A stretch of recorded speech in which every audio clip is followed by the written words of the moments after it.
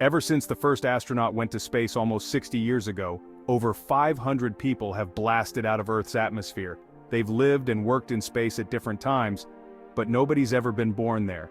But what if you were the first space baby carried aboard a space station? How would your body develop in microgravity? And would you even be able to visit your relatives on Earth? This is Science Spectacle, and you are watching What If? And here's what would happen if you were born on a space station. So, what's so different about being born in space? No gravity? Not exactly. In fact, gravity on the International Space Station is about 90% as strong as it is on Earth's surface. But if that's the case, why do astronauts float? That's because they're in a state of freefall. Earth's gravity pulls the ISS down, but because it's moving so fast, the station never hits the ground. It's in a continuous fall around the planet. This freefall creates what we call making astronauts float around like they're weightless. Let's imagine your mother is pregnant and arrives on the space station to give birth to you.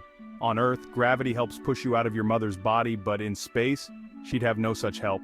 Giving birth in space would be anything but easy. The absence of gravity means every push and contraction is much harder.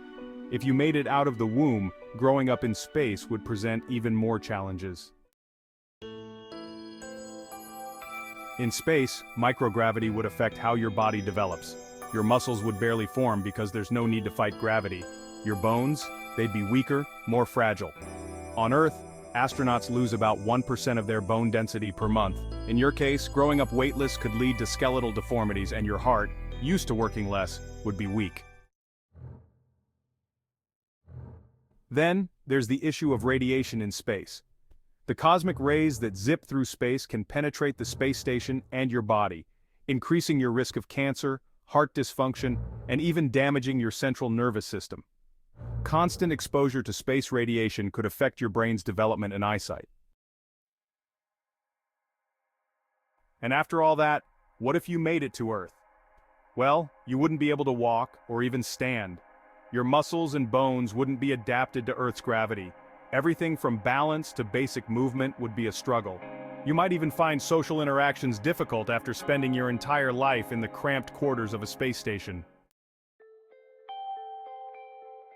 But what if humans did figure it out? What if we invented artificial gravity?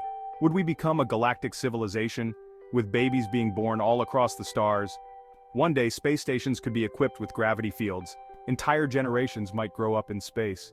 And who knows, maybe in a few centuries, we'll look back and wonder why we ever thought Earth was the only place for humans. So, how long do you think it would take for us to become a truly galactic civilization? That's a question for another What If? Before you leave, don't forget to hit that like button if you enjoyed this journey. Got questions or ideas for future videos?